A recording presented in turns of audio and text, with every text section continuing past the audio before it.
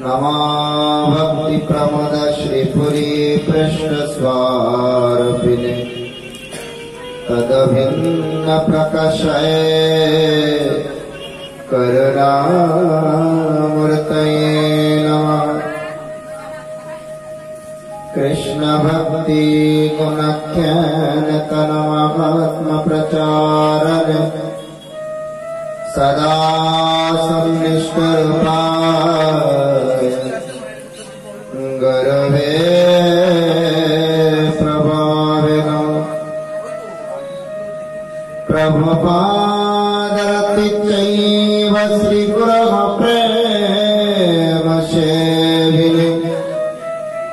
विश्वगौरवभीष्टम्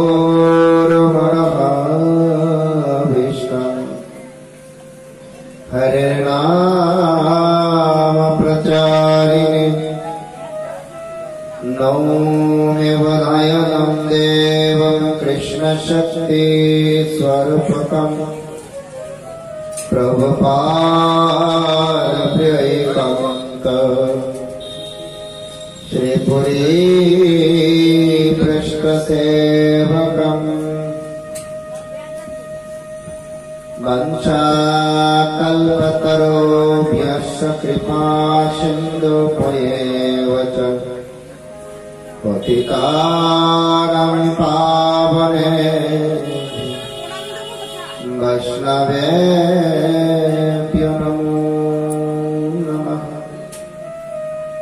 नमो महावदन्याय कृष्णप्रेमप्रदायते कृष्णाय कृष्णचैतन्य नाम्ने गौरत्वेषे नमः। हे कृष्ण करुणा सिन्धु दीनबन्धु जगत्पते गोपेश गोपिकान्त राधाकान्त नमोऽस्तुते। कान्तकञ्चन गौराङ्गी राधे वृन्दावनेश्वरी वृषभानुसुते देवी प्रणमामि हरिप्रिये। वृन्दाय तुलसी देवी प्रिया वै केशवस्य च कृष्ण भक्ति प्रददेवी सत्यवत्याय नमो नमः। भज श्री कृष्ण चैतन्य प्रभु नित्यानंद श्री अद्वैत गदाधर शिवसदि गौर भक्तवृंद। हरे कृष्ण कृष्ण कृष्ण हरे हरे हरे राम राम राम हरे हरे।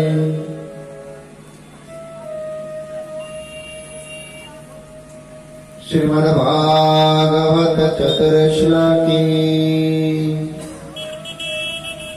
ओम नमो भागवते वासुदेवाय। ओम नमो भागवते वासुदेवाय। ओम नमो भागवते वासुदेवाय। श्री भगवानुवाच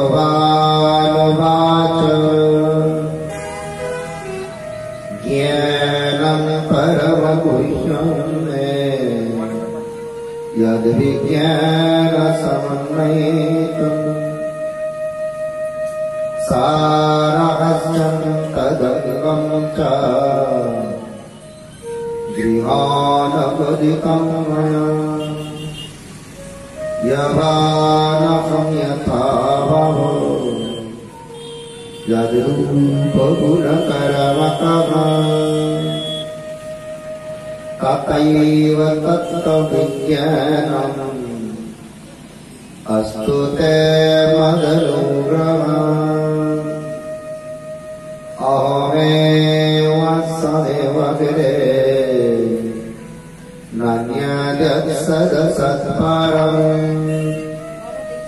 पश्चादहं यदेतच्च यो वशिष्यात् तत्सस्मरणम् प्रीतिर्तमियत् प्रतीयतो न प्रतीयत चात्मनि तद्विद्यात् मनोमयम् यथा भासयता तमः यथा महन्ति भूतानि भूतेष्वस्वावशेष्वानि प्रभेष्टान्यप्रभेष्टानि तथा तेषु न तेष्वहम् एतावदेव जिज्ञास्यम् तत्तज्जिज्ञासुनत्मनः अन्वयव्यतिरेकाभ्यम् यत्सर्वत्र सर्वदा एकानमतं समातिष्ठ परमेन समाधिना भवन् कल्पविकल्पेषु न विमह्यति कर्मिचि इति श्रीमद्भागवते चतुर्श्लोके भागवतं सम्पूर्णम्। हरे कृष्णा।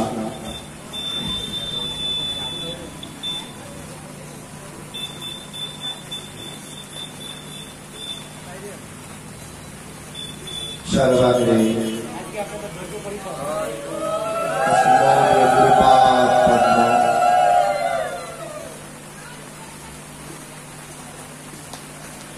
वर्तमान पृथ्वी गति श्री श्री गोपीनाथ गौड़ मठ प्रतिष्ठाने आचार्य पार्थ सभापति ओम विष्णुपाद अष्टोत्तर शत श्री श्रीमद भक्ति विभूल ब्रह्म स्वामी ठाकुरेर अभय रातुल चरणे अनंत कोटि राष्ट्रां प्रणति ज्ञापन करब अभीति कृपा प्रार्थना करछि। तत्पर समग्र पृथ्वी व्यापी श्री श्री गोपीनाथ गौड़ मठ प्रतिष्ठाने प्रतिष्ठाताचार्य नित्यलीला प्रविष्ट ओम विष्णुपाद अष्टोत्तर शत श्री श्रीमद भक्ति प्रमोद पुरी गोस्वामी ठाकुरेर अभय रातुल चरणे अनंत कोटि राष्ट्रां प्रणति ज्ञापन पूर्वक कृपा प्रार्थना करछि। तत्पर सपरिकार सपार्षदरत नित्यलीला प्रविष्ट जगद्गुरु श्रील प्रभुपाद भक्ति सिद्धांत सरस्वती गोस्वामी ठाकुरेर अभय रातुल चरणे अनंत कोटि राष्ट्रां प्रणति ज्ञापन पूर्वक कृपा प्रार्थना करछि। समावेत वैष्णववृंद सकल भक्तेर चरणे अनंत कोटि धन्यवाद प्रणति ज्ञापन पूर्वक आजके पंचम दिनेर श्रीमद् भागवत महापुराण कथा आरम्भ करते जाच्छी। हरे कृष्ण।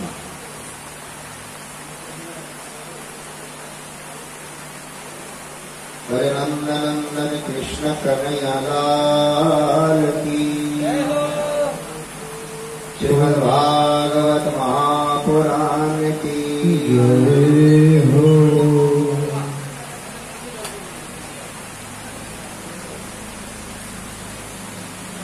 भगवान नंदलालार अध्यक्ष भ्राता बलरामेर जात कर्म आदि सुसम्पूर्ण हबार पर नंद महाराज मथुराते तार बंधु तार प्रिय मित्र वसुदेव के जातकर्म উৎসবটি অত্যন্ত সুন্দরভাবে সুসম্পন্ন হয়েছে সেই সন্দেশ দেবার জন্য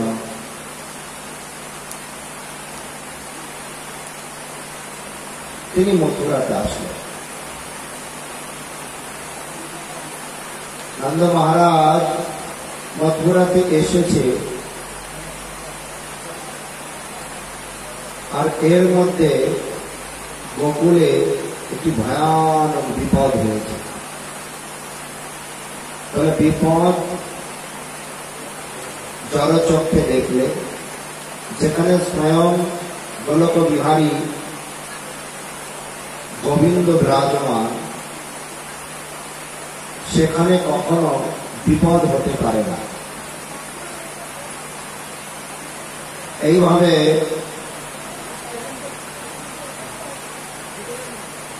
গোকুলে কংস তার প্রথম অনুচর পুতনাকে পাঠিয়ে দিল। কেননা কংস যখন দেখলেন এক এক করে 6টি পুত্রের জন্ম হয়েছে, আর এই 6টি পুত্রের জন্ম হয়ে যাওয়াতে যখন সপ্তম গর্ভের সন্তান গর্ভস্থানান্তর করা হলো, অষ্টম গর্ভে হবার কথা ছিল পুত্র, পুত্র হলো। যোগমায়ার কি অদ্ভুত লীলা, কংস দেখতে পেল কন্যা, তাও আবার কংসের হাত থেকে চলে গেল। আর এইভাবে কংস মনে মনে স্থির করল, আমার প্রিয় ভগিনীর অষ্টম গর্ভের পুত্র সন্তান আমার মৃত্যুর কারণ ছিল। কিন্তু এখন দেখতে পাচ্ছি অষ্টম গর্ভে তো পুত্র সন্তান হল না, তাহলে আমি বিনা কারণে কেন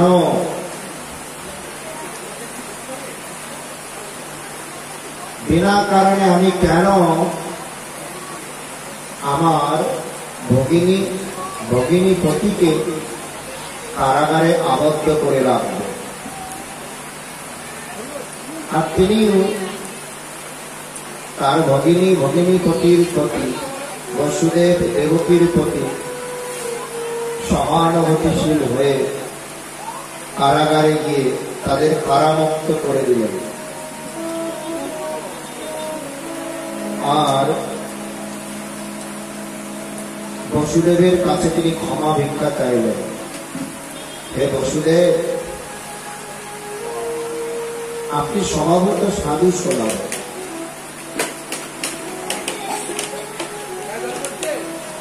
তাই আপনি কখনো কোনো কিছুর প্রতিবাদ করেননি।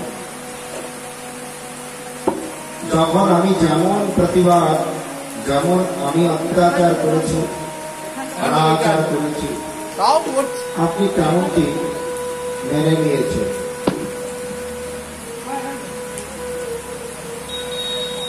দৈব বাণী হয়েছিল, আকাশ বাণী হয়েছিল, আমার ভগিনী দেবকীর গর্ভে অষ্টম সন্তান থেকে, অর্থাৎ পুত্র থেকে আমার মৃত্যুর কারণ হল। ওই অষ্টম গর্ভের তো কোনো সন্তান পেলাম না। আর এইভাবে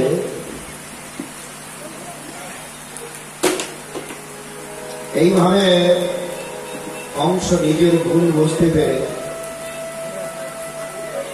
যখন দেবকী বসুদেবের কাছে ক্ষমা ভিক্ষা চাইলেন, আর বসুদেব বলেন, না না, যা কিছু হচ্ছে ভগবান ইচ্ছায় হচ্ছে, ভগবানের ইচ্ছা এমনটাই ছিল, তাই তো তুমি করছো, এতে দুঃখ প্রকাশ করবার কোনো কারণ নেই। ভগবান যেমনটি চাইবেন আমাদের তেমনটি হবে। এইভাবে বসুদেব দেবকীকে কংস কারামুক্ত করে দিলে নারদ মুনি মথুরাতে ভ্রমণ করতে করতে ভগবানের নাম জপ করতে করতে যখন আসলেন,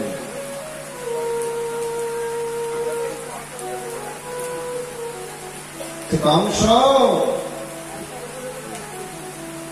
তুমি কি করছো? তুমি ভেবেছো অষ্টম গর্ভের পুত্র নেই? তুমি এভাবে ভাববে না। তোমার মৃত্যুর কারণ বসুদেবের অষ্টম গর্ভের সন্তান গোকুলে বড় হচ্ছে। তিনি গোকুলে বড় হচ্ছে, তার নাম কৃষ্ণ। নন্দ মহারাজের ঘরে এই বার্তা পাওয়া মাত্রই কংস আবার ক্রোধান্বিত হয়ে গেল। যারা সাধারণত আসরিক বৃত্তি সম্পন্ন, তারা যতক্ষণ নিজের সুবিধা ভোগ করে শান্ত থাকে, আর যখনই তার সুবিধার ব্যতিক্রম কিছু দেখা যায় তখনই দেখতে পায় তারা অতীব রাগে রাগান্বিত হয়ে যেন তেন উপায়ে তার লক্ষ্যে পৌঁছানোর জন্য অন্যের উপর অত্যাচার করতে পারে। এটা মায়ার প্রভাব। আর সাধু সুলভের ব্যক্তিগণ সর্বদা ভগবৎ পাদপদ্মে শরণাপন্ন হয়ে ভগবানের ইচ্ছাকেই একমাত্র অবলম্বন মেনে সর্বদা তার সুখের জন্য কার্য করে। এইভাবে কংস যখন জানতে পারলেন দেবকীর অষ্টম গর্ভের সন্তানের নাম কৃষ্ণ, তিনি আমার মৃত্যুর কারণ, তিনি সর্বদা কৃষ্ণ নাম জপ করতে লাগলেন। হরে কৃষ্ণ কৃষ্ণ কৃষ্ণ হরে হরে, হরে রাম রাম রাম হরে হরে। এইভাবে নয়, এইভাবে নয়, তিনি শত্রু ভাবাপন্ন হন। কৃষ্ণকে হত্যা করবার মানুষে বা মৃত্যু ভয়ে ভীত হয়ে সর্বত্র কৃষ্ণ দর্শন করতে লাগলেন। এই বুঝি কৃষ্ণ আমাকে মারতে আসছে। কোথায় কৃষ্ণ? স্বয়নের স্বপনের সর্বদা তিনি কৃষ্ণ চিন্তা করতে করতে কখন আমাকে মারবে, কখন আমাকে মারবে, এই ভয়ে ভীত হয়ে দর্শন করতে লাগলেন। শাস্ত্রে বলেছে সাংকেত্যাম পরিহাস্যম ওয়া স্তবম হেলানমেব ওয়া বৈকুণ্ঠ নাম গ্রহণম অশেষ অগহরহ বিদু। ভগবানের নাম নিন্দা করে, সংকেত করে, অবজ্ঞা করে, শত্রু ভাবাপন্ন হয়ে নিলেও মঙ্গল হয়। কেমন মঙ্গল? বৈকুণ্ঠ লোক প্রাপ্তি। তা দিয়ে কখনো নিত্য প্রেম আচ্ছাদন হয় না। এইভাবে যখন কংস সর্বদা কৃষ্ণ নাম করতে লাগলেন, তখন নারদ মুনি বলছেন, কংস তোমার অচিরেই উদ্ধার হবে, কিন্তু তুমি মুক্তি পাবে, বৈকুণ্ঠ লোক প্রাপ্তি হবে। আর এইভাবে কংস কৃষ্ণকে হত্যা করবার মানুষে তিনি তার প্রথম আসরিক শক্তির প্রকাশ ঘটালেন। তিনি পুতনা নামক এক রাক্ষসীকে ব্রজে প্রেরণ করলেন, গোকুলে প্রেরণ করলেন, আর বললেন তুমি যে কোনো উপায়ে তোমার মায়া বিদ্যার দ্বারা কংস আদেশ অনুসারে কৃষ্ণকে হত্যা করবে। পুতনা রাক্ষসী মায়াবী রূপ ধারণ করলেন। অতি সুন্দরী এক অপ্সরা বলেন, অতীব সুন্দর। বিবিধ অলঙ্কারে বিভূষিত হয়ে ব্রজের পথ ধরে হেঁটে হেঁটে যাচ্ছে। সমস্ত ব্রজ গোপীগণ এত সুন্দরী, এত সুন্দরভাবে সুসজ্জিত ওই মায়াবী রূপ দেখে তার পিছু পিছু যেতে লাগলো।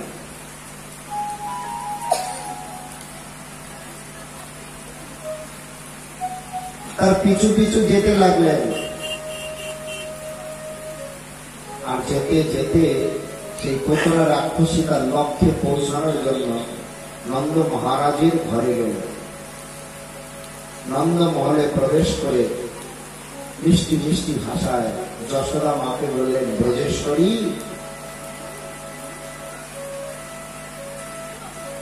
আমি তোমার লালাকে একটু কোলে নিয়ে আদর করতে চাই। আমি তোমার লালাকে একটু কোলে নিয়ে স্তন পান করাতে চাই, তুমি একটু দেবে? আর এত সুন্দরী রূপ, এত সুন্দর দেখতে, সুসজ্জিত, এত সুন্দর ভাবে কথা বলছে। যশোদা মা ভাবলো কোন অপ্সরা বিশেষ, অবশ্যই দেব। তিনি যেহেতু চাইছেন, জানে না মায়াবী মায়ার রূপ ধারণ করে এমনটি হয়েছে। পাশেই নন্দলালা শুয়ে আছে, চোখ বন্ধ করে। কেন? ভগবান যত্র বিচরণ করেন, যেখানে যেখানে ভগবানের দৃষ্টি পড়ে সেখানে সব উজালা স্বরূপ। ভগবান যেখানে দৃষ্টি ফেলবে আর অন্ধকার থাকবে না, মায়া থাকবে না। যিনি সমস্ত মায়ার কর্তা, তাকে কেউ মোহিত করতে পারে? পারে না। তাই ভগবান যদি চোখ খুলে পুতনাকে দেখে, পুতনার ওই মায়াবী রূপ আর থাকবে না। সঙ্গে সঙ্গে পুতনা তার আসল রূপ রাক্ষসী রূপে পরিণত হবে। আর ওই ব্রজের কৃষ্ণ প্রেমে অনুরাগী সকল ভক্তদের মনে দুঃখ হোক, একটি কারণ। আর পুতনা মায়াবী রূপ ধারণ না করলে যশোদা মা তো কৃষ্ণকে পুতনার কাছে দেবে না। ভগবান কৃষ্ণ পুতনাকে কথা দিয়েছিলেন, আমি তোমার কোলে বসবো, আমি তোমার স্তন্য পান করব। তুমি স্তন্য পান করাতে গিয়ে স্তনের সঙ্গে তুমি বিষ মিশিয়ে দেবে, সেটাও আমি পান করব। কখন? বলে যখন আমরা বলি মহারাজের কথা শুনেছিলাম, ভগবান বামনদেব ছাতা মাথায় দিয়ে, অত্যন্ত কুমণ্ডলী হাতে নিয়ে যখন বলি মহারাজের যজ্ঞশালাতে এসেছিলেন, এত সুন্দর বালক দেখে বলি মহারাজের কন্যা রত্নাবলী দূর থেকে দেখো কি সুন্দর বালক, যদি একটু কোলে বসে স্তন পান করাতে পারতাম তাহলে পরিপূর্ণ বাৎসল্য রস আচ্ছাদন হতো, মনটা ভরে যেত। ভগবান অন্তর্জামী, সব হৃদয় জানে। ভগবানের কাছে যে যেমন চায় তেমনই পায়। ভগবত বিরুদ্ধ ব্যক্তিগণ তার বিরুদ্ধ বস্তু চায়। আজ আমাকে আমাদের আনন্দ প্রভু গ্রামে গ্রামে ভক্তদের দর্শন করাতে নিয়ে গিয়েছিল। আমিও বৈষ্ণব দর্শন করে অত্যন্ত খুশি, কিন্তু বৈষ্ণব দর্শন করতে করতে আমি দেখলাম ভগবান আমাদেরকে কৃপা করে, ভগবান আমাদেরকে কৃপা করে ধন সম্পত্তি, গাড়ি বাড়ি, টাকা পয়সা, সব থেকে বড় এই শরীরটা দিয়েছে। কিন্তু সবকিছু দেওয়ার পরেও তার কৃপাতেই চলছে, কিন্তু তার কোন স্থান আমাদের জীবনে, দৈনন্দিন জীবনে নেই। ভেতরে তিনি আছেন, তাই বেঁচে আছেন, সেদিকে ধ্যান নেই। মনে হচ্ছে তিনি সবকিছু দিয়ে একটু বড় অপরাধ করে বসেছে। ভগবান আমার এই শরীরটি দিয়ে একটা বড় অপরাধ করে বসেছে। দেখুন না, বেশিরভাগ জীব ভগবান থেকে বহির্মুখ। ভগবান বড় বাড়ি দিয়েছে, বাড়িতে ভগবানের স্থান নেই। ভগবানের স্থান কোথায়? চিলে কোথায়? ভগবান অনেক কিছু দিয়েছে, সন্তান, বৌমা, নাতি পুতি সব দিয়েছে। কেউ ভগবান ভজন করে না। ভগবানের কৃপায় পেয়ে ভগবান দিয়ে মনে হয় একটা অন্যায় করেছে। মাঝে মাঝে আমার মনে হয় তার কি কোনো ভুলই হলো? তিনি কি কোনো অন্যায় করলেন সবকিছু দিয়ে? কিন্তু তিনি হচ্ছেন লাটাই হাতে করে বসে আছে, ঘুরি উড়াচ্ছে, সময় হলে সুতোগুলো গুছিয়ে নেন। তিনি যতটা সুতো ছাড়বে ততদূর আমার বিচরণ ক্ষেত্র। তিনি যেমন চাইবে তেমন আমি চলবো, কিন্তু স্বতন্ত্র বৃত্তির ফলে তার থেকে দূরে থাকার জন্য আজ আমাদের এই দুর্দশা। আমরা ভাবি হবে হবে, এই হবে হবে করে আশায় বসে থাকলে হবে না। যাদের একাগ্রতা আছে মুহূর্তে হয়ে যাবে। এইভাবে রত্নাবলী প্রার্থনা করেছিল, ভগবান স্বীকার করে নিলেন। আর যখন ভগবান 3 পাদে 2 পাদে সমস্ত কিছু দখল করে তৃতীয় পা তার পিতার শির পর রাখলেন, তখন রত্নাবলী বলেছিলেন, ওরে দুষ্ট, শিশু কমল বালক দেখে আদর করে কোলে বসাতে চেয়ে স্তন্য পান করাতে চেয়েছিলাম। এটা কি বড় দুষ্ট, ছল, কপট। তোমাকে দুধ খাওয়াবো না বিষ খাওয়াবো? ভগবান বললেন, ঠিক আছে তাই হবে, তুমি বিষ খাওয়াবে, ওটাও আমি খাবো।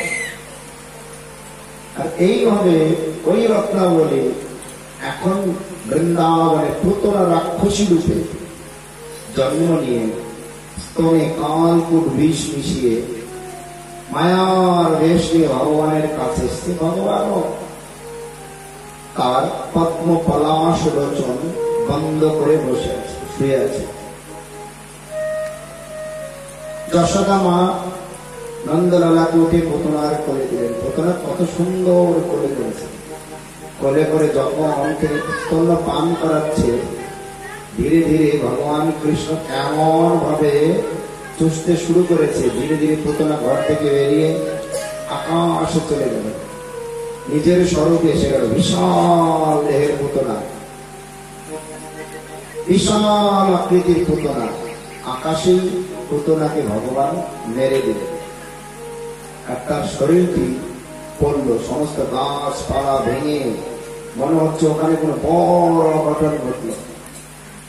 পুতনার এত বড় শরীর, সমস্ত ব্রজবাসীগণ লালাকে পুতনার শরীর থেকে নামানোর জন্য এই মই বেয়ে সিঁড়ি বেয়ে উপরে উঠছে। চলো লালাকে, লালা ঠিকঠাক আছে, লালা দিব্যি হাসছে। এই পুতনা তত্ত্বের এটা গল্প। তখন কথা দিয়েছিল ভগবান, ভক্তবৎসল কথা রেখেছে। ভক্ত যদি দুষ্ট হয়, দুষ্টের ফল পেয়েছে। কিন্তু প্রকৃত অর্থে, রূপক অর্থে এর অর্থ এটা নয়। পুত শব্দের অর্থ হচ্ছে শুদ্ধ, আর না মানে না, শুদ্ধ না। পুতনা শব্দের অর্থ যাহা শুদ্ধ নহে তাহা পুতনা। তাই এই ব্যক্তির হৃদয়ে যতদিন পর্যন্ত শুদ্ধ না হবে, তাদের হৃদয়ে পুতনা রাক্ষসী বিরাজমান। তাই সাক্ষাৎ পুতনা। যাদের খাবার ভগবানের অনুগামী নয়, যাদের শ্রবণ ভগবানের অনুগামী নয়, যাদের দর্শন ভগবানের অনুগামী নয়, যাদের চিন্তা, চেতনা, ধ্যান, ধারণা, কার্যবলী ভগবান বিরুদ্ধে, সেই সমস্ত ব্যক্তিরাই সাক্ষাৎ পুতনার স্বরূপ। তারা অশুদ্ধতার স্বরূপ। বৃন্দাবন বৃন্দাবন এমন একটি ধাম, সেখানে অসভ্যতার কোন স্থান নেই, কোন স্থান নেই। श्रीधाम वृंदावन नंद नंदन कृष्ण कन्हैया लाले नित्य लीला स्थान, সেখানে কোনো অশুদ্ধতার স্থান নেই, অশুদ্ধ ব্যক্তি থাকতে পারবে না। বৃন্দাবন অপরাধ। তাই ভগবান সর্বপ্রথম ব্রজের লীলা শুরু করতে তিনি কি করলেন? বৃন্দাবন থেকে অশুদ্ধতা নামক পুতনা রাক্ষসীকে বধ করলেন। আমরা কাল জন্মাষ্টমী পালন করলাম, আমাদের কথার জন্মাষ্টমী। জন্মাষ্টমী কি না? ভগবান কৃষ্ণের আবির্ভাব দিবস। ভগবান কৃষ্ণের আবির্ভাব দিবস, এই ভগবান কৃষ্ণের আবির্ভাব দিবস আমরা পালন করি। এই আবির্ভাব দিবস কৃষ্ণের আবির্ভাব হয়েছিল তাই তো পালন করা হয়েছিল। কিন্তু আমার ক্ষেত্রে সত্যি সত্যি কি কৃষ্ণের আবির্ভাব হয়েছে? হয়নি। আমার হৃদয় অশুদ্ধতায় পরিপূর্ণ। যাহা অশুদ্ধতা তাহা কৃষ্ণ লীলা চলবে না, যাহা বৃন্দাবন নহে তাহা আবির্ভাব কি করে হবে? তাই ভগবান এখনো ভালো মতো বসতে শেখেনি, বসতে চাইনি। সেই বয়সে অত্যন্ত সুন্দর ভাবে প্রত্যেকটি জীবকে শিক্ষা দিচ্ছে, সব অশুদ্ধতা থেকে মুক্ত হয়ে যাও। আমাকে হাত উঁচু করে দেখাবেন কে কে অশুদ্ধতা থেকে মুক্ত হতে চায়।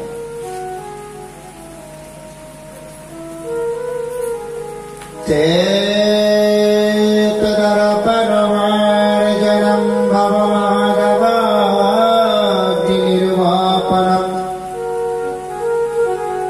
শ্রেয়কৈরবচন্দ্রিকা বিতরণম বিদ্যাবোধজীবনম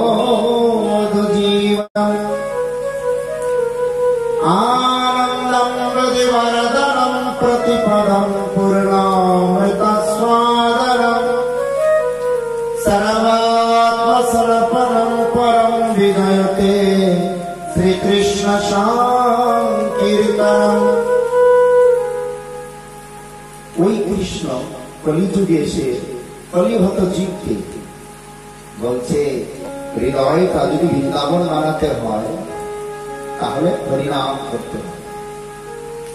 হৃদয়ের আয়না পরিষ্কার না হওয়া পর্যন্ত আমরা কোনদিন ভগবত আরাধনা করতে পারব না। আয়নায় ময়লা পড়লে আমরা আমাদের মুখ দেখতে পাই না, তদ্রূপ হৃদয় যদি শুদ্ধ না হয়, শুদ্ধ ভগবত স্মৃতি সেখানে জাগ্রত হতে পারে না। বলছে ভব মহাদাবাগ্নির মতো। দাবাগ্নি সেটা কেমন? বলছে রূপ রস গন্ধ স্পর্শ শব্দ পঞ্চ বিষয়ে দাবাগ্নি স্বরূপ, সর্বদা ইন্দ্রিয় সমূহ আপন আপন কাজে ভোগবৃত্তিতে রত, আর সর্বদা বলছে গাও গাও গাও করে অভাবে অনটনে জ্বলছি। আর এই অভাব তখনই পরিসমাপ্তি হবে প্রকৃত অর্থে জীব যেই দিন কৃষ্ণ নাম করবে। শ্রেয়কৈরবচন্দ্রিকা বিতরণম। শ্রেয়, শ্রেয় ভালো, তুলনামূলক ভালো। শ্রেয় বলতে উত্তম, সব থেকে ভালো। সব থেকে ভালোটা কি বলেছে? সূর্যের আলোতে কমল ফুল ফোটে, চন্দ্রের আলোতে চন্দ্রের আলোতে ঐরব ফুল ফোটে। সেটা কোথায়? মর্ত্যলোকে নয়, মর্ত্যলোকে কমল ফুল, ওটা স্বর্গলোকে হবে। যখন চন্দ্র ওঠে, চন্দ্রের আলোতে ফুলটি খেলবে। এখানে চন্দ্র স্বরূপ সাক্ষাৎ মহাপ্রভু, চন্দ্র স্বরূপ সাক্ষাৎ মহাপ্রভু। মহাপ্রভু যদি আমার হৃদয় আকাশে চন্দ্রের ন্যায় প্রকাশিত হয়, তখন আমার হৃদয় বৃন্দাবনে, হৃদয় বনে ঐরব ফুল ফুটবে, মানে ভগবানের কৃপা হবে। আমরা দেখবেন সাধুগুরু বৈষ্ণবের কাছে গেলে খালি বলে কৃপা করুন, কৃপা করুন। আমার বাগানটি এখনো আকাশমুক্ত হলো না, বাগানটি শুদ্ধভাবে ফুল ফোটার উপযুক্ত হলো না, বিভিন্ন কাম, ক্রোধ, লোভ, মোহ, মদ, মাৎসর্য রূপ সংসার বাসনা থেকে মুক্ত হলো না, এখনো ভগবানের কৃপা শক্তি নামক ফুল ফুটলো না, তাহলে আমার বিকাশটা হবে কি করে? তাই নন্দনন্দন কৃষ্ণ কানাইয়া লাল অত্যন্ত সুন্দর ভাবে জগৎ পরিচালনা করে তিনি সর্বপ্রথম আমাদেরকে শিক্ষা দিলেন, প্রথমে রাক্ষসীকে বধ করতে হবে, আমাদের শুদ্ধতাকে দূর করতে হবে, প্রথমে রাক্ষসীকে দূর করতে হবে। বলে নন্দন নন্দন কৃষ্ণ কানাইয়া লাল কি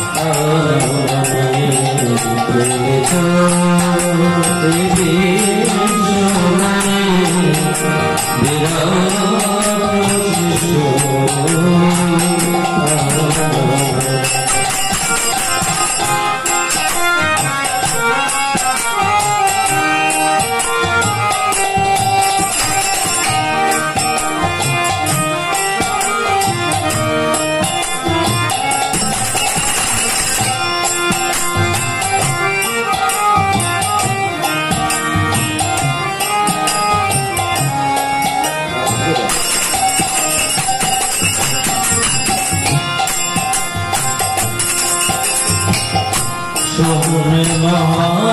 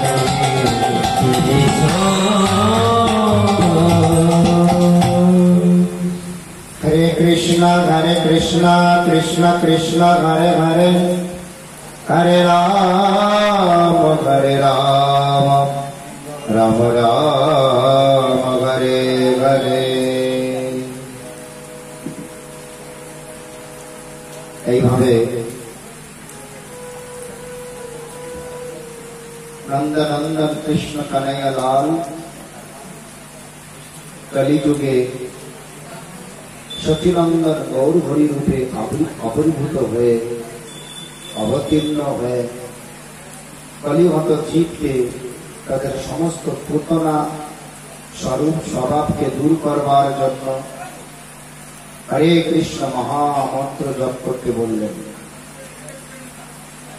শুধু কি বললেন? বলছে না, হরে কৃষ্ণ মহামন্ত্র ব্যতীত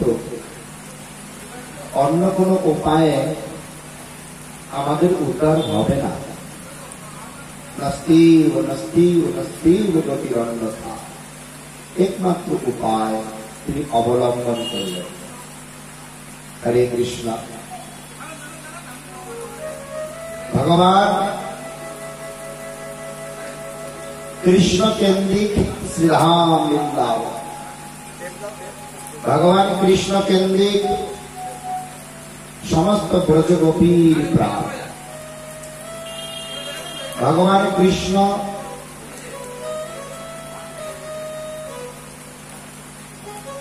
কিভাবে সুখ পাবে, সমস্ত ব্রজগোপীগণ এই চিন্তাতে রত। ব্রজগোপীগণ তারা গোদহন করেন আর গুনগুন করে কৃষ্ণ কীর্তন করেন। श्याम आएंगे, श्याम आने का बाद मेरा बनाया हुआ दूध से जो दही है, उसी दही से नवनीत मक्खन बनाकर सिक्का में झुला के रखना है। श्याम आकार उसी को चुरा के खाएंगे। गुनगुन करे कृष्ण कीर्तन करे, काज करे আর মনে মনে ভাবে আমি এই দুধ থেকে যখন মাখন বানিয়ে শিখাতে ঝুলিয়ে রাখবো, কৃষ্ণ তার সমস্ত সখাদের নিয়ে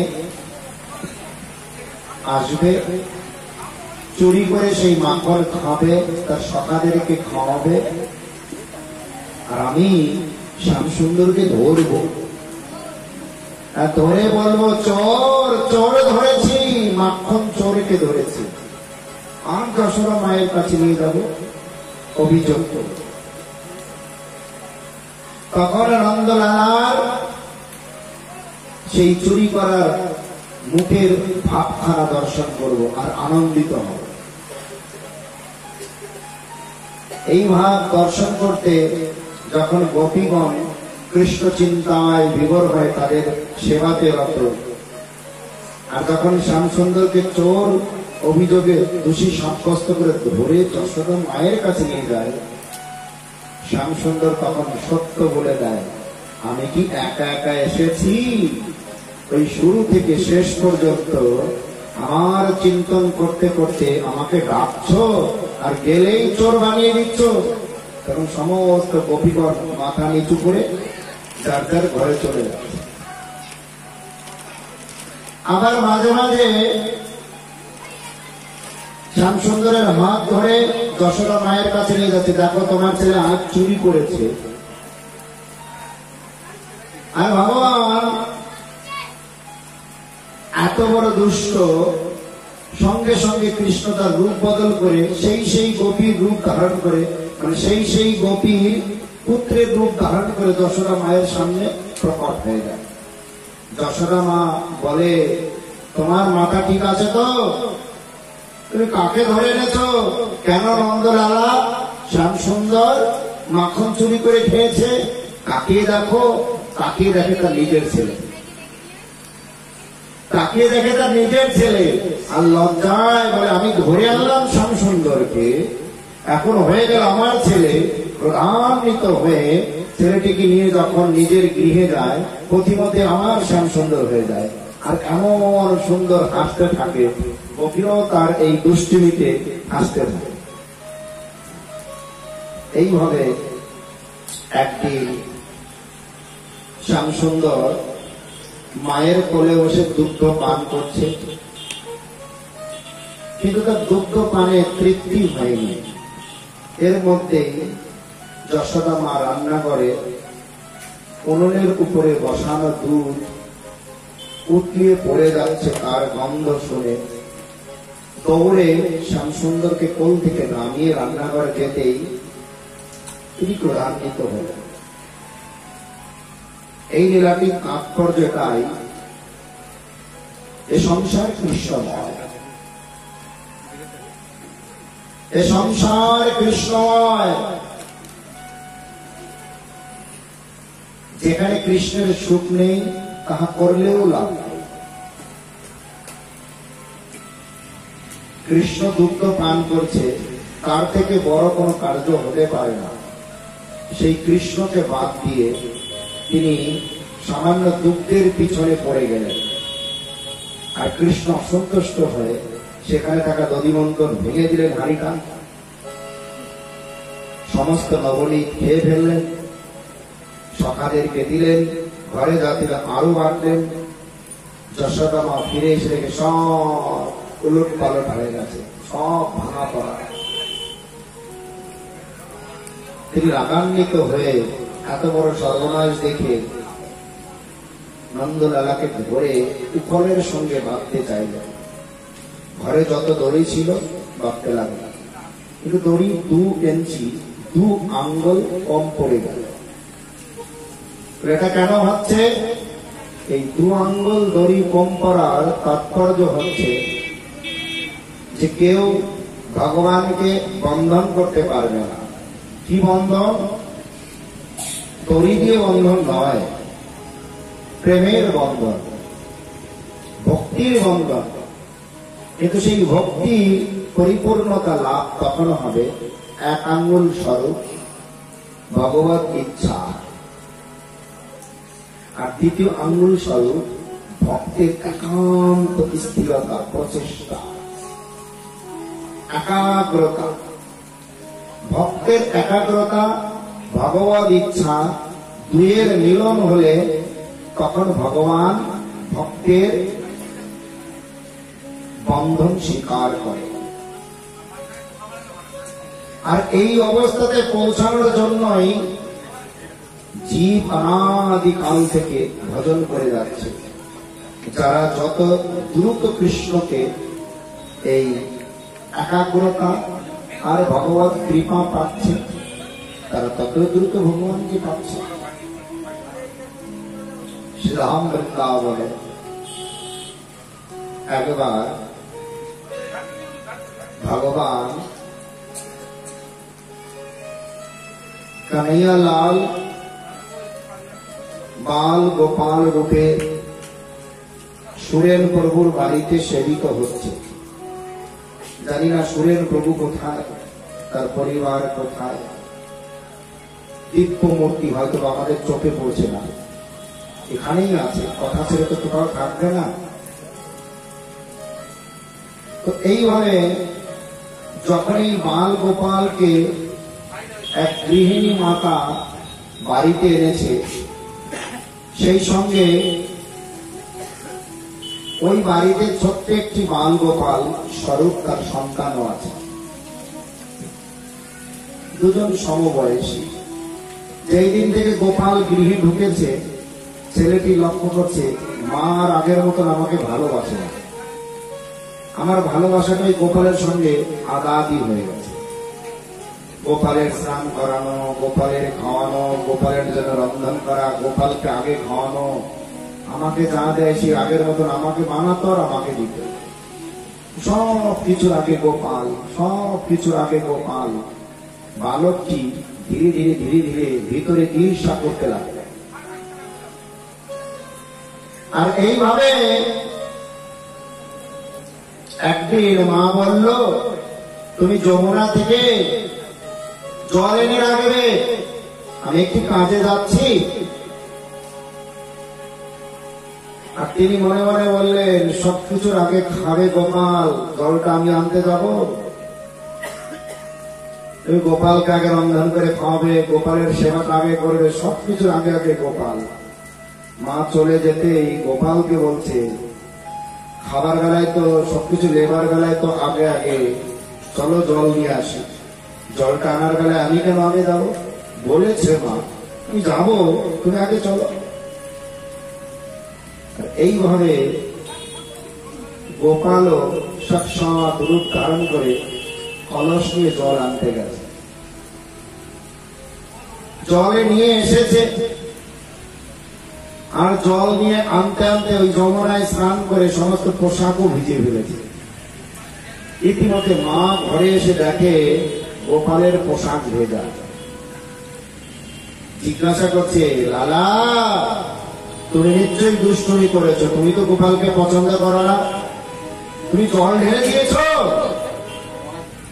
বলছে, না মা, তুমি যে আমাকে যমুনায় জল আনতে বললে, আরে সে তো আমার সঙ্গে গিয়েছিল, সে সেখানে গিয়ে সে লাফাচ্ছে করছে, যমুনায় স্নান করছে। আমি বললাম এইভাবে গেলে মা তো বকাবকি করবে, এখন দেখো আমি ফেসে গেলাম। আর মা বলছে, তুমি দুষ্টুমি করছো আমার সঙ্গে? গোপাল যমুনায় জল আনতে গিয়ে কাপড় ভেজে এসেছে। মা তো বিশ্বাস করলো না। আর এইভাবে আরো অন্য একদিন মা কাকে বলছে, আমি বাইরে গেলাম একটা কাজে, তুমি আটাগুলো মেখে রাখবে। আটা মাখানোর কাজটা এতটা সহজ না, যাদের হাতের শক্তি কম তারা যায়। আমি বিভিন্ন জায়গা ঘুরতে গিয়ে দেখি যে সকল বাড়ির মাতাজিদের হাতে শক্তি কম, অনেকগুলো ময়দা মাখাতে দিলে ওদের মুখখানা কালো হয়ে যায়। পিটিয়ে পিটিয়ে ময়দাগুলো মাখাবে, কতটা শক্তির দরকার, বলে অন্য কিছু করে ওই ময়দাটা মাখাও। এইভাবে যখন এই বালককে ময়দা মাখাতে দিয়েছে, আবার বলছে, ওই দিন তো আমাকে ফাঁসিয়ে দিলে, ময়দাটা কি আমি একাই মাখাবো? রুটিটা বানালে তো তুমি আগে খাবে। আর এইভাবে দুজনে ময়দা মাখাচ্ছে, আটাটা মাখাচ্ছে।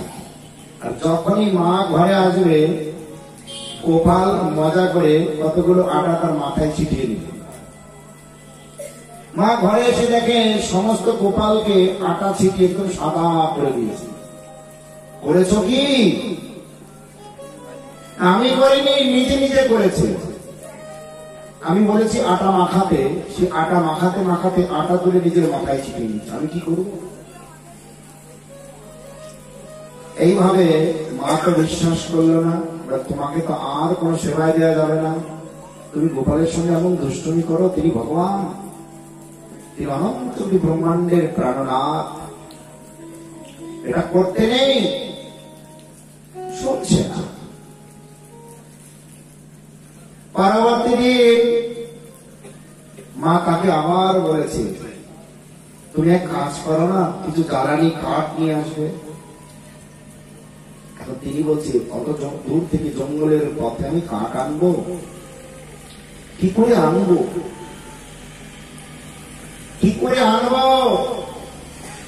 বলছে, আজ আর তোমাকে যেতে হবে না, তুমি 2 দিন আমাকে ফাঁসিয়ে দিয়েছ, খবরদার আজ তুমি আমার পিছনে পিছনে আসবে না। এতদিনে গোপাল আর সেই বালকের বন্ধুত্ব হয়ে গেছে। গোপালও তার শাসন, তার বন্ধুত্ব স্বভাব আচরণ পছন্দ করতে লাগলেন। তিনি ভাবতে লাগলেন যে অনেক লোক আছে শুধু আমাকে ভয় পায়, কিন্তু এই একমাত্র ব্যক্তি যিনি আমাকে শাসন করে সর্বদা সেবায় লাগে। এই গোপাল সক্ষর আসে আনন্দিত হয়ে করতে লাগলেন। আর সেই দিন বালক বলল, আজ তুমি আমার সঙ্গে যাবে না। কিন্তু কে কার কথা শোনে? যেই জঙ্গলে কাঠ কাটতে গেল, কিছুক্ষণ পরে গোপাল পিছনে পিছনে চলে গেল। মা ঘরে এসে দেখে গোপাল নেই। খুঁজতে খুঁজতে বালকের কথা মনে করলো, ও তো বলেছিল গোপাল করেছে, গিয়ে দেখা যাক কি হয়। চলে গেলেন। আর এইভাবে খুঁজতে গিয়ে দেখে 2টি বড় বড় কাঠের বোঝা, একটি গোপাল নিয়েছে আর একটি তার বালক নিয়েছে। দুজনে শুকনো কাঠ বোঝাই করে বাড়ি ফিরছে। আর সেই মা দৌড়ে গিয়ে বলছে, হে প্রভু, তুমি সাক্ষাৎ ভগবান হয়েও আমাদের সঙ্গে এহেন আচরণ করছো, অপরাধ হয়ে যাচ্ছে। তখন সেই মাকে বলছে, এ সংসারে সবাই ভগবানকে ভয় পায়, কিন্তু ভগবানকে আপন করে কাকে নিয়ে কে সংসার করতে চায়? তোমার ওই বালকের শিশু সুলভ আচরণে, তার শাসন বাক্য, তাকে আমাকে সঙ্গে নিয়ে চলা খেলা আমার অত্যন্ত আনন্দ লেগেছে। তাই যশোদা মায়ের ওই তুরঙ্গল রশি কম করে যাওয়ার কারণ তো এটাই, একাগ্রতা নেই আর ভগবানের কৃপা হয়নি। আর এইভাবে যখন চেষ্টা করছে, হচ্ছে না। অনেক চেষ্টার ফলে তিনি যখন ক্লান্ত হয়ে গেছে, নন্দ নন্দ কৃষ্ণ কানাইয়া লাল মায়ের এই অবস্থা দেখে তিনি ভাবলেন, মা, আমি আর তোমাকে কষ্ট দেব না। তিনি বন্ধন স্বীকার করলেন। তিনি বন্ধন স্বীকার করলেন, আর বন্ধন স্বীকার করে তিনি যশোদা মাকে কৃপা করলেন। এইভাবে যদি কোন ভক্ত পরিপূর্ণ একাগ্রতার সহিত ভগবানের আরাধনায় রত হয়, আর ভগবানের দয়া হলেই, ভগবানের কৃপা হলেই তিনি ভজন জীবনে সফল হবেন। ভগবান কবে দয়া করবেন তিনি জানেন, ভগবান কবে দয়া করবেন তিনি জানেন, কিন্তু আমার একাগ্রতা ছেড়ে দিলে হবে না। আর ভগবান যে লীলাই করেন না কেন, সব কিছুর পিছনে একটি কারণ আছে। এইভাবে উখলের সঙ্গে, উখল বলতে কাঠের বানানো হাতের ঢেকি, হাম্বল বুঝতে যাকে বলা হয়, তার সঙ্গে বেঁধে দিলে তিনি সেটাকে হামা করে দিয়ে টানতে টানতে তার ঘরের পাশে থাকা যমলার্জুন গাছের মধ্যে ফাঁসিয়ে এমন একটি টান দিল, গাছ দুটি উঠে গেল। গাছ থেকে দুটি মহাপুরুষ বেরিয়ে কৃষ্ণকে প্রদক্ষিণ করতে করতে তিনি বলতে লাগলেন, কে সেই দুই বালক? নলকূপের মণিগ্রী, শিবের অর্থ ভাণ্ডারের যিনি দায়িত্বে আছেন, কুবের, তার দুটি পুত্র। কৈলাস থেকে তাহলে তারা কিভাবে গাছ হলো? শিবলোকে যারা থাকে তাদের মৃত্যু হয় না। মৃত্যু না হলেও ভুল কাজের জন্য কর্মফল ভোগ করতে হয়। এই দুই কুবেরের পুত্রদ্বয় একবার সুন্দরী যুবতীদের সঙ্গে জলক্রিয়ায় মত্ত হলেন। নারদমণি ওই পথে আসতে দেখেও তারা লজ্জা পেলেন না। তখন নারদমণি তাদের এই গর্হিত কার্যের জন্য অভিশাপ দিয়েছিলেন, ও লজ্জা নেই, কাপড় চোপড় পরতে হয় না, তাহলে তোমরা কুবেরের পুত্র কেন? তোমরা গাছ হয়ে যাও, গাছের জামা কাপড় পরতে হয় না, ঘর বাড়ি লাগে না, শীতে কম্বল লাগে না, গরমে ফ্যান লাগে না, কেন তোমরা কুবেরের পুত্র কৈলাসে বাস করবে? সেই নারদমণির অভিশাপে তারাই কৃষ্ণের ঘরের সামনে এই যমলার্জুন গাছ রূপে আবির্ভূত হয়েছিলেন। আর ভগবান কৃষ্ণ সেই কুবের পুত্রদ্বয়কে উদ্ধার করলেন। বলে, নন্দন নন্দন কৃষ্ণ কানাইয়া লাল কি জয়। ভগবান অত্যন্ত দয়াময়। কৃষ্ণলীলা অনেক কথা, কৃষ্ণলীলার কথা তো আর বলে শেষ হবে না। তাই এইভাবে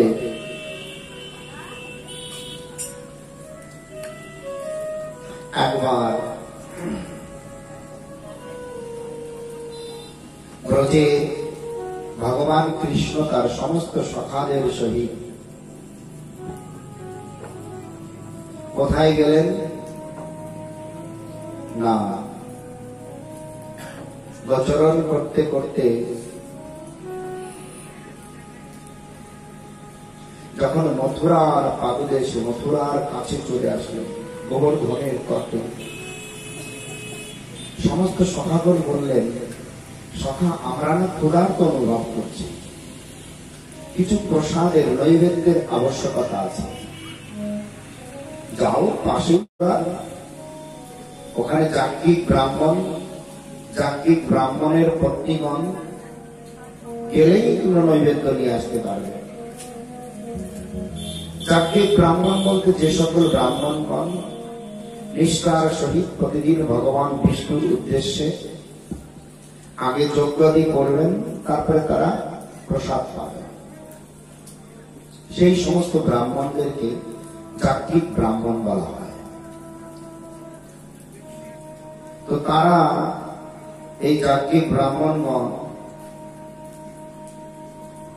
সকালে এখনো যজ্ঞের কাজ শুরু করেনি। এই সময় কৃষ্ণ এসে খবর দিল, কৃষ্ণের দূত এসে খবর দিল, মা কৃষ্ণ বলরাম ক্ষুধার্ত, কিছু প্রসাদ নিয়ে যেতে হবে। আর শুনতে তারা তো রেডি, সব কিছু একদম বেঁধে রেডি। ব্রাহ্মণগণ বলছে, তোমরা চলে গেলে আমরা যজ্ঞটা করবো কি করে? সপত্নিক যজ্ঞ করতে হয়, পত্নী চলে গেলে তো যজ্ঞ হবে না। তাই তোমরা যদি যজ্ঞ করার আগেই চলে যাও তাহলে তো আমাদের নিয়ম ভঙ্গ হবে। তাই আমরা বলছি, যদি আর যাও আর কোনোদিন ফিরবে না।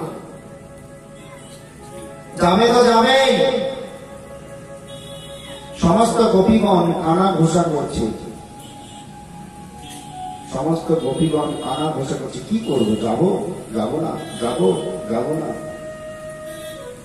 আর এই সমস্ত গোপীগণ কৃষ্ণের এই লীলাটাই আচ্ছাদনের জন্য ত্রেতা যুগে দ্বন্দ্ব কারণে হাজার হাজার বছর তপস্যা করেছিল। 10 বছর ভগবানের সঙ্গে থেকে ভগবানকে প্রতিরূপে বাঞ্ছা করেছিল। সেই সমস্ত গোপীগণই ওই ব্রাহ্মণদের প্রতিরূপে জন্ম লাভ করেছে। তারা কত জন্মের সাধনা করে গোপীরূপে জন্ম লাভ করেছে। এখন এখানে আবার ব্রাহ্মণগণ বাধা দিচ্ছে। ভগবানের সেবা তো এত সহজে পাওয়া যায় না, অনেক ধৈর্য, তপস্যা, একাগ্রতার আবশ্যকতা লাগবে। আর এইভাবে তারা মনে স্থির করলো, কৃষ্ণের চরণে সব প্রাণ সপেছি যখন, চলেই যাবে, যা হবে পরে দেখা যাবে, যা হবে পরে দেখা যাবে। আর সব কিছু বেঁধে নিয়ে সকালের খাবারের জন্য নিয়ে গেলেন। কৃষ্ণ বলরাম আদি সকালেরকে খাওয়াচ্ছেন, কিন্তু মনে দুঃখ। কি দুঃখ? যদি কৃষ্ণ বলে বাড়িতে ফেরত যাও, কি করে যাব? বাড়ি গেলে তো আর গ্রহণ করবে না, কি করে যাব? বাড়ি গেলে তো আর গ্রহণ করবে না। মনটা একদম চুপচাপ। আর কৃষ্ণ বলরাম আনন্দে সেই সমস্ত নৈবেদ্য সমূহ গ্রহণ করে কিছুক্ষণ পরে বলছে, গোপীগণ এবার তোমরা গৃহে প্রত্যাবর্তন করো। এখন তো খেলা শুরু হয়ে গেল। তাদের কথা, হে প্রাণনাথ, বাড়িতেই যখন যেতে হবে, স্বীকার করেছিল কেন? যদি তুমি স্বীকার না করতে তাহলে তো আমরা আসতাম না। স্বীকার করে তাহলে এখন ছেড়ে দিচ্ছে কেন? এটা তো ঠিক না। আমাদের প্রতিগণ বলে দিয়েছে, আমরা আজ যদি তোমার এই সেবাতে আসি আর বাড়িতে ফিরতে পারবো না। তাহলে আপনি বলুন, আমরা তাহলে কি করে বাড়িতে ফিরবো? ভগবান কৃষ্ণ মুস্কি মুস্কি হেসে বলছে, কিছুই হবে না, কিছুই হবে না। দেখবে তোমাদের প্রতিগণ আগের দিনের থেকে তোমাদের অনেক ভালোবাসে। তাই তোমরা চাও না বাড়িতে আগের দিনের থেকে অনেক ভালোবাসবে। আর এইভাবে যখন গোপীগণকে বোঝানো হচ্ছে, মন তো মানে না, তারা কান্না করতে করতে ভগবান কৃষ্ণের কাছে নিবেদন জানাচ্ছে, हम ना भूलेंगे कन्हैया तुम भुलाने के कोशिश न करना, हम ना भूलेंगे कन्हैया तुम भुलाने के कोशिश न करना, भूलेंगे कन्हैया भुलाने की कोशिश न करना, भूलेंगे कन्हैया भुलाने की कोशिश न करना, भूलेंगे कन्हैया भुलाने की कोशिश न करना, दुखियों के जब तुम मनाता, दुखियों के जब तुम मनाता, करुणाने की कोशिश न करना,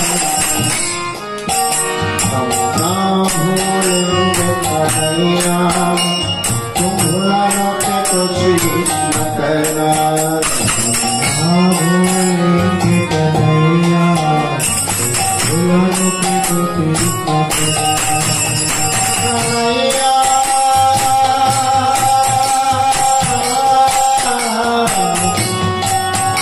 कन्हैया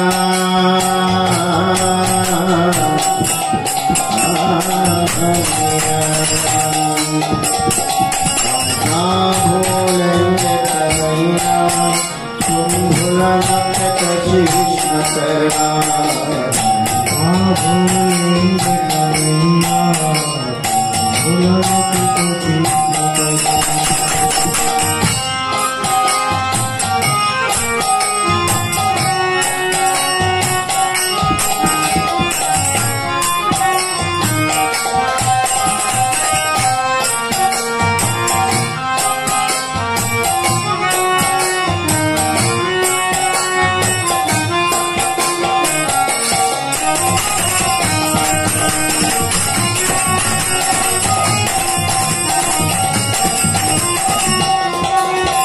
हमने तुमको ही अपना बनाया, झूठी दुनिया से दिल को बताया, तुमको ही अपना बनाया, झूठी दुनिया से दिल को हटाया, हमने तुमको ही अपना बनाया, झूठी दुनिया से दिल को हटाया, तुमको ही अपना बनाया, झूठी दुनिया से दिल को हटाया, रास्ता देखा तो कन्हैया, अपना रास्ता देखा तो कन्हैया, भगवान की कोशिश न करना, भूलेंगे कन्हैया भुलाने की कोशिश न करना, रास्ता देखा तो कन्हैया, भगवान की कोशिश न करना,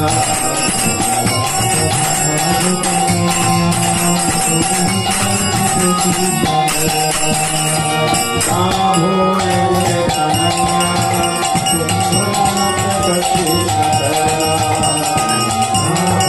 भूलेंगे कन्हैया भुलाने की कोशिश न करना,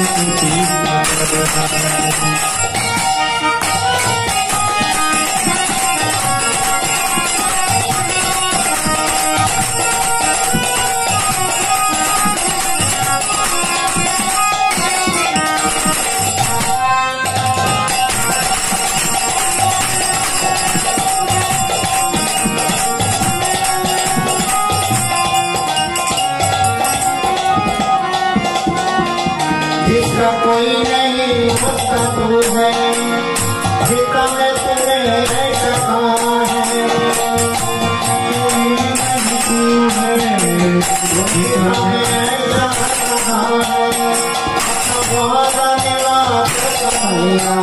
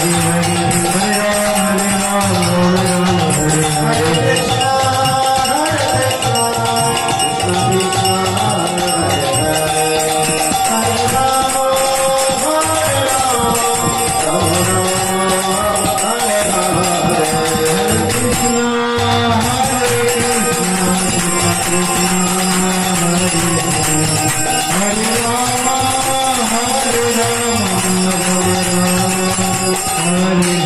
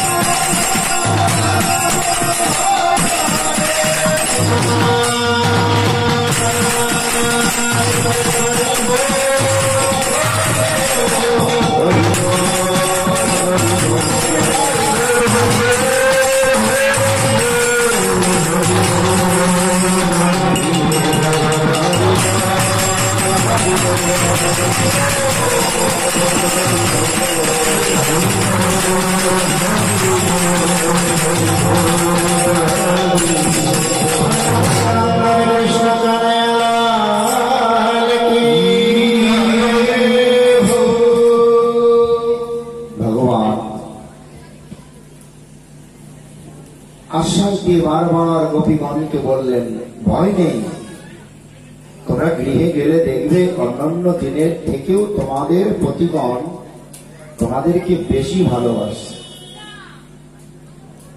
তাই চাও না গৃহে প্রত্যাবর্তন করো না।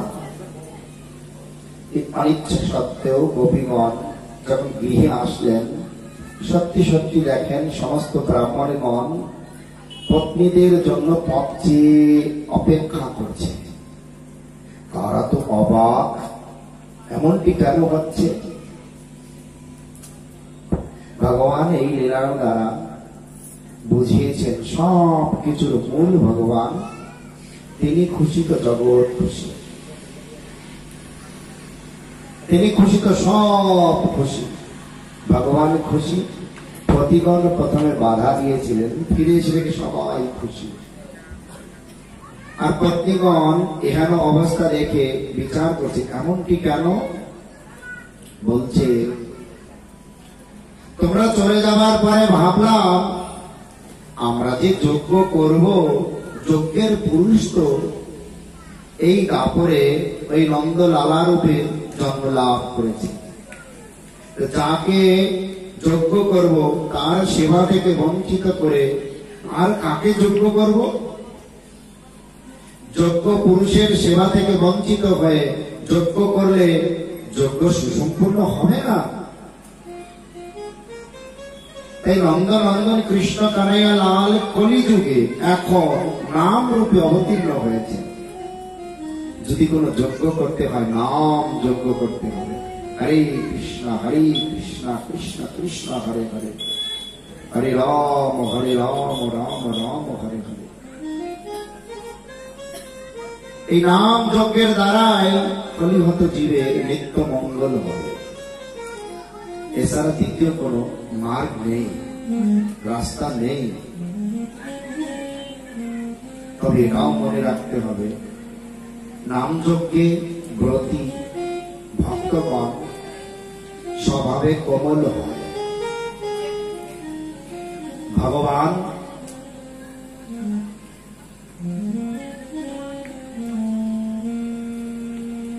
আনন্দের মূর্তি, ভগবান সাক্ষাৎ প্রেমের মূর্তি। তিনি আনন্দ ভালোবাসেন, তার নাম সাক্ষাৎ আনন্দ। তিনি আনন্দ, নাম আনন্দ। অর্থাৎ এইভাবে তার ভক্তগণ সর্বদা আনন্দের ভিখারী বা ক্ষুদ্র অংশে আনন্দের অংশ।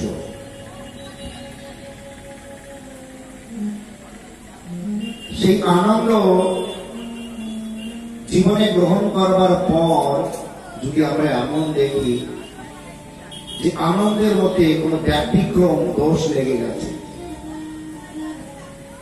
আনন্দ গ্রহণ করে ব্যতিক্রম দোষ, নাম জপ করছি, হৃদয়ে নানান সংশয় বেড়ে যাচ্ছে, বুঝতে হবে জপ শুদ্ধ হচ্ছে না। জগতের প্রাপ্তির পিছনে ছুটে যাচ্ছি। জগৎগুরু শিল প্রভুপাদ ভক্তি সিদ্ধান্ত সরস্বতী গোস্বামী ঠাকুরের অনেক শিষ্যগণ সমগ্র পৃথিবীব্যাপী অনেক মহাপ্রভুর প্রেমের বাণী প্রচারের জন্য মঠাদি স্থাপন করেছে। তার মধ্যে একনিষ্ঠ শিষ্য ভক্তি প্রমোদ পুরী গোস্বামী ঠাকুর গোপীনাথ গৌরীয় মঠ প্রতিষ্ঠা করেছে। এইভাবে অনেক এক এক শিষ্য এক এক ভগবানের প্রেমের বাণী প্রচারের কেন্দ্রবিন্দু বানিয়েছে। কিন্তু তার শিষ্যদের মধ্যে আরো একজন অন্যতম শিষ্য ছিল, তার নাম কৃষ্ণদাস বাবাজি মহারাজ। তিনি সর্বদা নাম জপ করতেন। তার শিষ্যাদি নেই, তার কোন মঠ নেই, সর্বদা নাম জপের রত। মহাপ্রভুর পার্শ্বদের মধ্যে নামাচার্য হরিদাস ঠাকুর, আর প্রভুপাদের পার্শ্বদের মধ্যে নামাচার্য কৃষ্ণদাস কবিরাজ কৃষ্ণদাস বাবাজি মহারাজ। বৃন্দাবনে রমণ রেতিতে তিনি বসে একটি ভজন কুটিরে নাম জপ করতেন। আর দিল্লির একজন বড় শেঠ তার নাম ভজনে এত একাগ্রতা দেখে তাকে এক খণ্ড জমি আর সেই জমির উপরে একটি ভজন কুটির বানানোর দ্রব্যাদি দিলেন। একদিন তিনি জমিটি মাপ করার জন্য আমিন ডেকে নিয়ে আসলেন। জমিটি মাপ দিয়ে দেখে 6 ফিট জমি পার্শ্ববর্তী কোন ব্যক্তি দখল করে নিয়েছে। তিনি বললেন, বাবা, আমি তো কুঠিরটি বানাতে যাচ্ছি, সব দ্রব্যাদি ইট বালি সিমেন্ট সব চলে এসেছে, তুমি যদি 6 ফুট জায়গা ছেড়ে দাও আমি কাজ শুরু করব। বললেন, মহারাজ, যা দখল হয়ে গেছে আর পাবেন না, যা আছে তার মধ্যে করুন। বাবাজি ভাবলো, আমি কিছু করিনি, করতে যাচ্ছি, আগেই কলহ শুরু হয়ে গেল। এখন এখানে ফাঁকা জায়গা, তাই কলহ। ফাঁকা জায়গায় ঘর উঠলে ফাঁকা জায়গার মোহ ছাড়তে পারে না, ঘরের মোহ ছাড়তে পারবে? আরো কলহ বেড়ে যাবে। আর এইভাবে যখন কলহ বেড়ে যাবে তখন কি হবে? আমি কলহ বাড়াতে চাই না, আমি আমার সংশয় বাড়াতে চাই না। তিনি বৃন্দাবন থেকে নন্দগাঁয়ের পাশে পবন সরোবরের তীরে বাকিটা জীবন ভজন করলেন।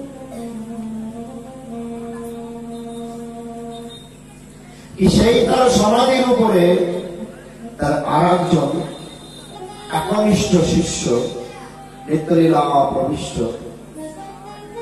ভক্তি লীলায় বনগোস্বামী মহারাজ সেখানে অত্যন্ত সুন্দর ভাবে ভজন কুঠির বানিয়ে দিয়েছে। তিনি জীবদ্দশায় হয়নি, পরে সুন্দর করে দিয়েছে। গেলে তার সমাধি দর্শন করে আশীর্বাদ নিলেন, নাম ভজনে রুচি আসে।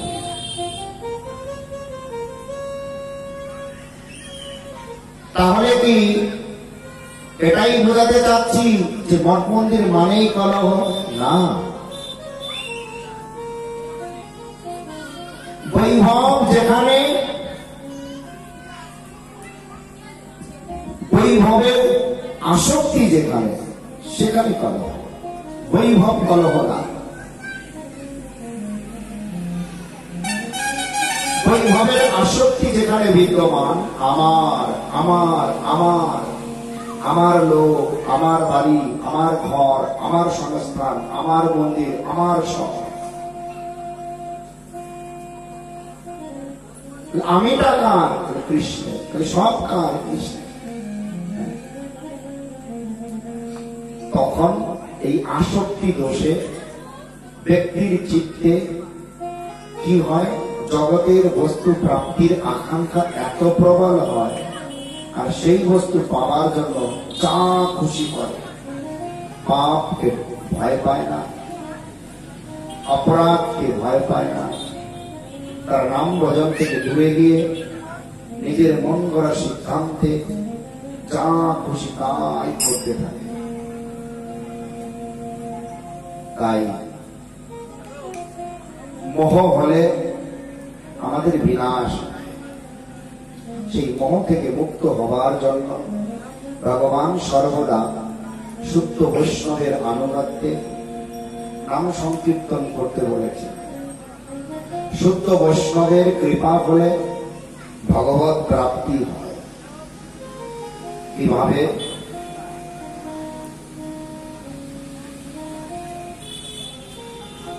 ভীষ্মক নন্দিনী রুক্মিণী দেবী ও তার পুত্র রুক্মিণী। রুক্মিণী দেবী যখন ছোট্ট বালিকা, একবার দুর্বাসা মুনি তাদের রাজ্যে আসলো। বিদর্ভ দেশ, তার নাম বৈদর্ভ।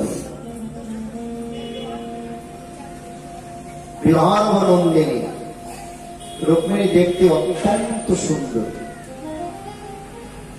অত্যন্ত পরিশ্রমী, সেবাপরায়ণ, কৃষ্ণ সুখের অর্থ।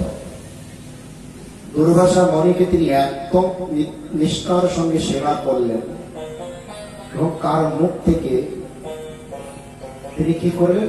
ভগবানের মহিমা শুনলেন। দুর্বাসা মুনি তখন গোলক বিহারী সচিনন্দন ও গোলক বিহারী নন্দনন্দন কৃষ্ণ কানাইয়া লালের মহিমা শোনালেন। আর যখন ভগবান কৃষ্ণের এই রূপ মাধুর্য রুক্মিণী ওই বালিকা বয়সে দুর্বাসা মুনির কাছ থেকে শুনলেন, মনে মনে ভাবলেন বিবাহ করতে হলে কৃষ্ণকেই করব। মনে মনে স্থির করলেন। সাধু সেবার ফলে কৃষ্ণকে পেলেন রুক্মিণী দেবী। কিন্তু তার পিতা, অন্যান্য ভাইরা এই সম্বন্ধে রাজি থাকলেও তার ভাই রুক্মিণীকে কৃষ্ণের সঙ্গে বিবাহ দেবে না। কেননা রুক্মিণী ছিলেন জরাসন্ধের পক্ষে, শিশুপালের পক্ষে, অসুরদের পক্ষে রাজা। তিনি বললেন, আমার বোনকে আমি শিশুপালের সঙ্গে বিবাহ দেব। শিশুপাল অত্যন্ত খুশি, রুক্মিণীকে দেখে খুব খুশি। রুক্মিণীকে বিবাহ করবার জন্য কত দেশের রাজা বিবাহ না করতে পেরে শিশুপালের কাছে পরাজয় স্বীকার করে তারা সবাই বিবাহ দেখতে এসেছেন। বিবাহ না করতে পারে, কি ঘটে চলো তো সেখানে, এক ঝলক রুক্মিণীকে দেখতে তো পাবে। রুক্মিণীকে এক ঝলক দেখার জন্য সমস্ত দেশের রাজাগণ আসছে। রুক্মিণী এক ব্রাহ্মণের মাধ্যমে একটি চিঠি পাঠিয়েছে, প্রাণনাথ, ওই বালিকা বয়সে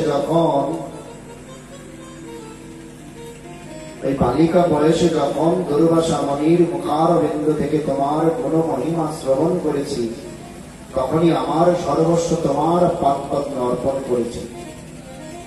আমি তো দ্বিতীয় কাউকে বিবাহ করতে পারবো না, তুমি আমার মান রাখো, এ আমার নিবেদন।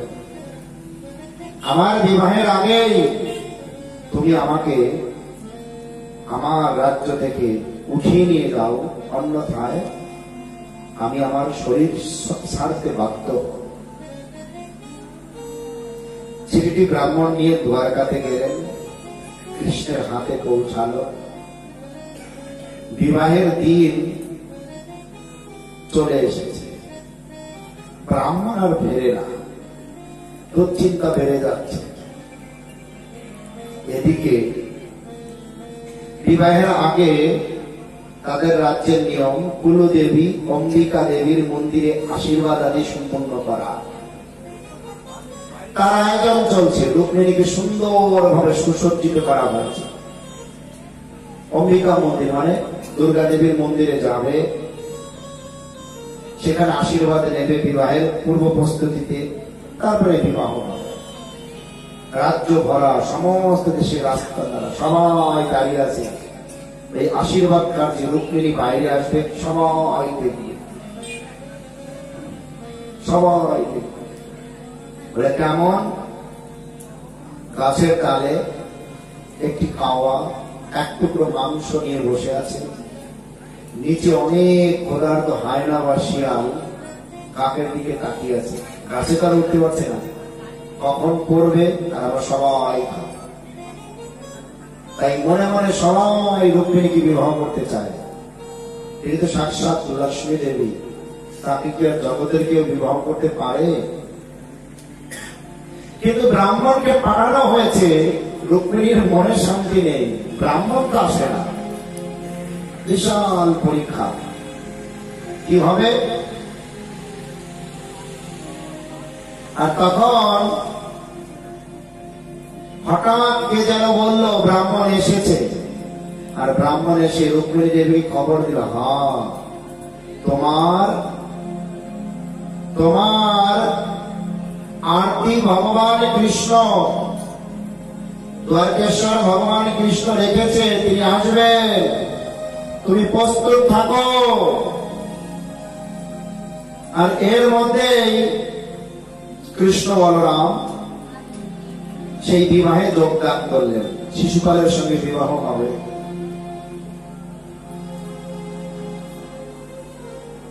এভাবে কৃষ্ণ এসেছে শুনে অত্যন্ত আনন্দিত হলেন, কিন্তু কৃষ্ণকে ঘিরে সমস্ত রাজারা রয়ে গেছে যে কখন যে রুক্মিণীকে উঠিয়ে নিয়ে যাবে, ওকে সুযোগ দেওয়া যাবে না। চতুর্দিকে কৃষ্ণকে বেষ্টিত করে আছে। কৃষ্ণ এসেছে, আর কৃষ্ণ আসাতে রুক্মিণীর বাবা অত্যন্ত খুশি হয়েছে, মা বাবা অন্যান্য ভাই পরিবারের সবাই খুশি, শুধুই অসুর রাজাগণ খুশি না। আর সবাই অপেক্ষা করছে কি হবে, কি হবে, কি হবে। আর যখনই অন্দরমহল থেকে অম্বিকা মন্দিরের উদ্দেশ্যে রুক্মিণী দেবী বেরিয়েছে, আশীর্বাদ সুসম্পন্ন হতে বলরাম ইঙ্গিত দিল, কৃষ্ণ তুমি রুক্মিণীকে নিয়ে যাও, বাকিটা আমি একাই দেখব। রুক্মিণীকে তুলে নিয়ে কৃষ্ণ রওনা দিলেন দ্বারকার উদ্দেশ্যে। আর বলরাম ও তার অনুচরগণ সহ পিছে লাগা সমস্ত অসুরগণকে উদ্ধার করতে লাগলেন। কিন্তু রুক্মিণী তার ভাই পিছনে পিছনে গেলেন, কৃষ্ণ তাকে পরাজিত করে যখন মারতে যাবে, রুক্মিণী পা ধরে বলছে, আমার ভাইকে ছেড়ে দাও, ছেড়ে দিলেন। এইভাবে ভগবান কৃষ্ণ দ্বারকাতে প্রথম বিবাহ করলেন। কার সঙ্গে? না মহালক্ষ্মী রুক্মিণী রূপে জগতে অবতীর্ণ হয়ে লক্ষ্মী নারায়ণের মিলন হল। তাই আমি এই রুক্মিণী সংবাদ লক্ষ্মী নারায়ণের বিবাহের মাধ্যমেই আজ পঞ্চম দিবসের কথার এখানেই বিশ্রাম দিচ্ছি। আবার আগামীকাল কথা হবে। তাই আপনারা সকলেই যথাসময়ে 4 বাজতেই চলে আসবেন।